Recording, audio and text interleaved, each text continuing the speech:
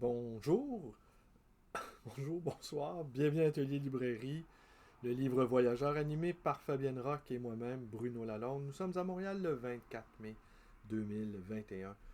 Ce soir, je vous présente à l'écran deux curiosités, deux curiosités, expériences organiques, à la fois d'un lecteur qui s'est concocté un objet de lecture à partir d'un texte philosophique.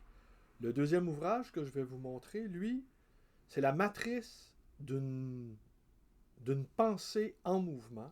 Et si le premier, j'ignore qui en est l'auteur, dans le cas du second, c'est mon ami Robert Hébert. Et Robert Hébert, il y a quelques années, dans, dans un projet qui n'a jamais vu le jour, devait préfacer la correspondance de François Péraldi avec Catherine Duncan. Et François Péraldi, c'est un psychanalyste, aujourd'hui décédé, psychanalyste français, établi au Québec et qui a allongé sur son divan grand nombre d'intellectuels québécois. Et comme le souligne Robert, c'est c'est une créature québécoise.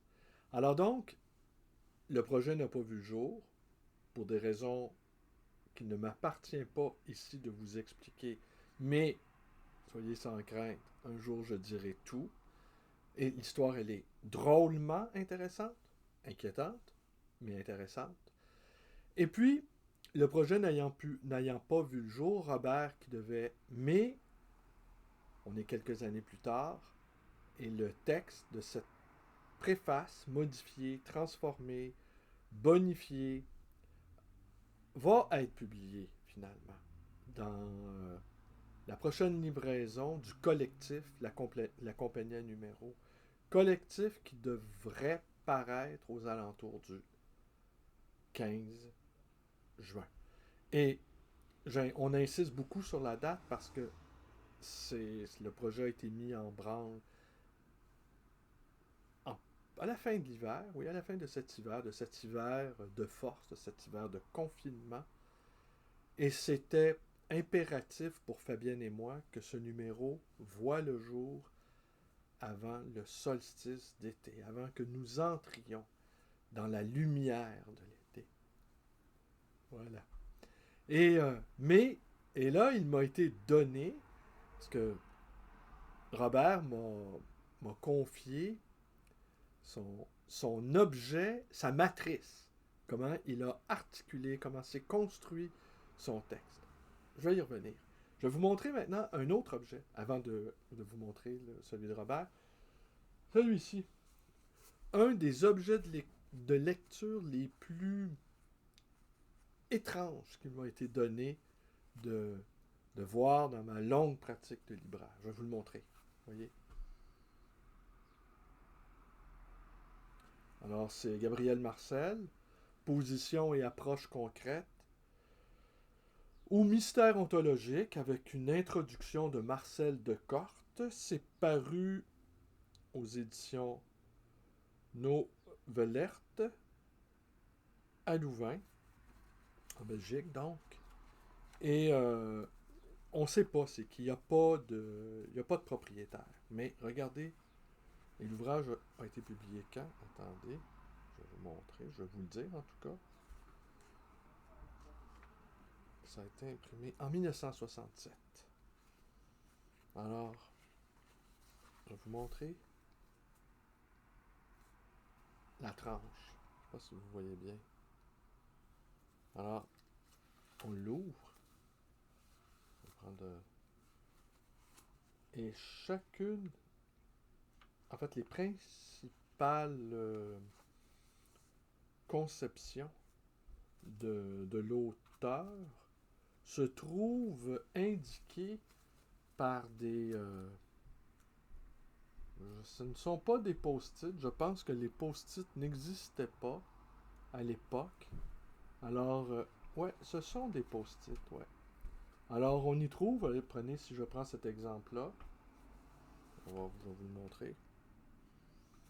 On y trouve à la page 13, nuptial, par exemple. Tenez, je vais le décoller.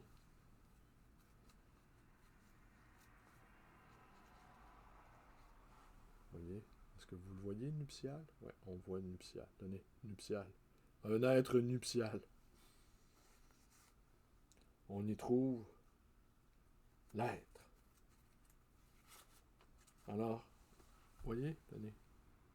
Alors, c'est comme ça tout du long du livre, de la brochure, parce que c'est un petit ouvrage. Le cogito. Alors, c'est la première fois, moi, que je vois ça. Freud, Piaget. Alors, c'est tellement étoffé, c'est tellement élaboré en tout cas, je me pose la question, comment ce lecteur aura réussi à débroussailler sa propre lecture? Comment a-t-il pu se retrouver avec cet amoncellement de, de signaux conceptuels? Comment a-t-il pu réussir à retrouver le faisceau de la pensée de Gabriel Marcel? C'est étonnant. Si on parle du strict point de vue de libraire, d'activité, c'est absolument invendable, autrement que comme objet de curiosité. Mais je l'avais conservé justement, pour tout ou tard, vous en parler. Alors ici, tenez, je vais... Et ça, je pense, ça va être le titre de la vidéo d'aujourd'hui. Vous voyez, c'est ça qui est merveilleux, hein?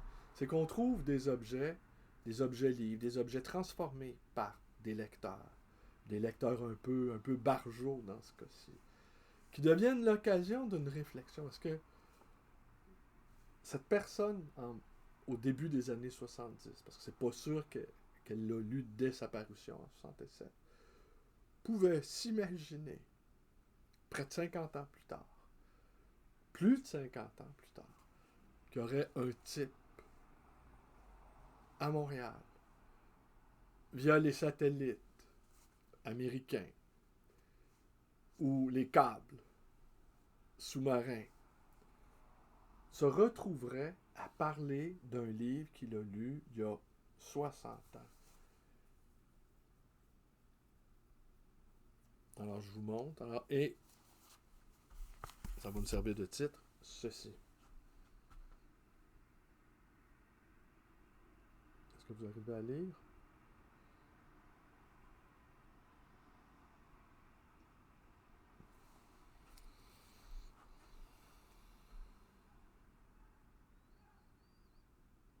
Si je suis quelqu'un avant même de savoir qui je suis.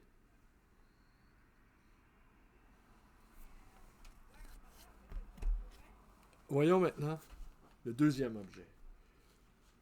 Lui, c'est de la création pure. C'est de la création pure, c'est de la... On voit, alors ça s'appelle la matrice, et j'étais bien content que Robert Hébert consente à ce qu'on publie sa matrice textuelle. Alors, je vous le montre. Alors, vous voyez, est-ce que vous voyez bien? C'est presque aussi beau que le... pas le rouleau. Ben, le rouleau de Jacques Kerouac et le long poème affiche de la prose du transsibérien, de la petite Jeanne de France ou Jeanne de France. L'orthographe varie selon les éditions. Alors, vous voyez, alors qu'est-ce qu'on y voit? Je vais l'approcher maintenant. Alors, c'est trois colonnes séparées en trois. Et sur la première partie, rehaussée à l'encre rouge, travail d'écriture. La deuxième partie supérieure, philosophie Heidegger. Et la troisième partie, ça n'a pas été destiné d'ailleurs, ce document est à usage interne. Alors, je suis pas sûr que Robert s'était imaginé en le confectionnant qu'on le publierait. Et que même ça attiserait ma convoitise. Parce que c'est comme ça. Je trouve ça beau. D'ailleurs, c'est ce que je lui ai dit. Je dis c'est très beau. Et alors, il faudrait que je lui demande de me l'expliquer. Alors ici, on voit, vous voulez savoir à quoi ressemble François Péraldi? Voilà. Voilà François Péraldi. Et puis vous, tenez, je vous laisse. Tenez, je le déroule. Si vous voulez faire vraiment une critique génétique de ce manuscrit, eh bien, vous pouvez faire des arrêts sur l'image et vous pouvez même faire grossir le texte si vous voulez. Alors, de toute façon, il va être publié. Et on est bien content, mais et puis ça, de toute façon, la correspondance avec Catherine Duncan, c'était plutôt rude parce que le psychanalyste François Péraldi, d'origine française, avait pris en aversion les Québécois. Et en fait, je pense qu'il les détestait. Et sa haine éclate régulièrement, une haine qui ne connaît aucune limite par une sorte d'autocensure. Alors il se confie à sa correspondante, Duncan, en tout, en tout dégagement, en toute simplicité, en toute amitié, dirais-je. Et les Québécois, sans aucun doute, ne trouvent pas grâce à ses yeux. Même si ici, il a eu une carrière psychanalytique et philosophique que sans doute il n'aurait pas eu en France. C'est pour ça que Robert Hébert n'hésite pas à dire qu'il est, malgré toute sa détestation, c'est une créature québécoise. Et c'est vrai que parfois on engendre des êtres assez étonnants. Alors voilà, ce soir je vais tenir ma promesse. La vidéo est courte. Je pars aux aurores chercher des livres pour alimenter la librairie. Je me fais une fête, c'est toujours un bonheur. Et en fait, je vous dirais, c'est à part avoir une boutique qui fonctionne bien, des gens intéressants qui franchissent le seuil de la porte, aller comme ça dans l'intimité, bon, le propriétaire n'est plus de ce monde, il est décédé il y a quelques années. Et là, ben, sa bibliothèque, qui est le fruit de beaucoup, de beaucoup, de temps qui a été assemblé avec passion, avec amour, parce que j'ai vu les photos dans une splendide maison de type canadienne. Et il y a des livres dans plusieurs pièces, et c'était bien classé aussi, contrairement à ma propre bibliothèque. Et dans quelques heures, dans quelques jours, cette bibliothèque sera rendue à l'air libre, va se métamorphoser en se dispersant. Elle va se métamorphoser, elle va essaimer. Parce que chacun de ces livres qui sont enclos dans cet espace privé va retrouver une liberté et un dynamisme renouvelé, un dynamisme nouveau. Et qui, à leur tour, sans doute, certains d'entre eux, beaucoup d'entre eux, je présume, vont faire partie aussi d'une nouvelle configuration amoureuse, assemblée sous le signe de la passion, de l'intérêt, de l'intelligence aussi. Bibliothèque. Certaines bibliothèques, en fait, sont des œuvres d'art. Ce sont des objets, ce sont des installations uniques, appartenant au champ du privé, de l'ultra-privé, mais au confluent également du politique. Parce que ce n'est pas aujourd'hui posséder une bibliothèque de quelques milliers de livres, ce n'est pas un signe de distinction sociale. C'est le signe d'une grande passion. C'est le signe d'une vie tout entière tournée vers la réflexion, l'usage de la philosophie et la passion de la littérature. Ce n'est plus pour se distinguer des autres. On n'est plus là-dedans. Ça fait longtemps que c'est plus comme ça. Déjà, quand j'ai commencé, il y a 30 ans, les bibliothèques d'apparat n'existaient déjà plus. Ce que j'ai vu, c'est des êtres démesurés, qui ont poussé la passion de manière démesurée, qui ont construit leur pensée autour de leur bibliothèque. La bibliothèque étant la matrice absolue. Mais dans le cas d'un écrivain, dans le cas d'un philosophe artisan également, comme vous l'avez vu, comme Robert Hébert, eh bien, la matrice, c'est aussi le papier, c'est aussi l'encre qu'on utilise pour rehausser, pour mettre en relief, pour souligner. On voit un instantané de sa pensée en mouvement, comment elle se structure, comment elle s'ordonne, comment elle dégage des éclaircies aussi, comment elle cadastre, comment elle organise, comment elle dompte quelque chose. Parce que les manuscrits, outre qu'il y avait beaucoup de lettres, quelques centaines de pages, 400-500 pages, 400 pages, si ma mémoire est bonne, et d'une écriture âpre, d'une écriture vive, euh, pleine de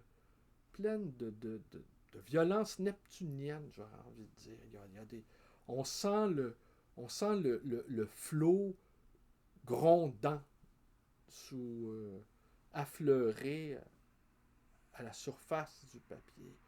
On sent une violence sourde là, qui est prête à tout moment à jaillir des pages et à ensanglanter la correspondante. Alors, on n'a pas les réponses de Catherine Duncan. Malheureusement, ce n'est pas une correspondance croisée. On peut s'en désoler. Sans doute, des éditeurs un jour viendront, feront le bilan sur le travail de François Péraldi. Le livre a quand même vu le jour. Robert s'en explique très succinctement, de manière fort élégante, dans l'avant-propos à son texte. Alors, vous pourrez en prendre connaissance à ce moment-là. Le livre existe. Bon, ça a été un petit tirage, un tirage confidentiel. Mais encore là, même cette notion de tirage confidentiel, lorsque l'on sait que certains livres sont destinés à 20, 30, 40 lecteurs, 40 lecteurs qui vont le lire pour de vrai, là, pourra juger qu'écrire pour 40 personnes, c'est rien. Mais c'est pas vrai ça, parce que dans ces 40 personnes-là, il y a des gens qui ont lu des milliers de livres. Il y a des gens qui ont passé leur vie dans les livres à réfléchir, des érudits, des philologues, voire dans certains cas, des inventeurs, des créateurs de concepts, comme aurait pu le dire Deleuze. Et c'est pas anecdotique d'être compris et apprécié par 40 personnes. Et on peut pas juger, c'est une vision tellement réductrice du travail de la pensée, de dire, de réfléchir en fonction de tirages, d'exemplaires vendus, même de recensions parfois, parce que certains livres mettent du temps à trouver leur chemin. Certains livres mettent du temps à s'épanouir dans les bibliothèques privées. Certains livres mettent du temps à trouver leur espace, leur aire d'aller. Alors, écoutez, on me presse de mettre fin à cette vidéo. Je vous remercie et je remercie Robert de m'avoir autorisé à vous montrer sa matrice. Sa matrice, j'allais dire deleuzienne, mais sa matrice péraldienne. Merci et à demain.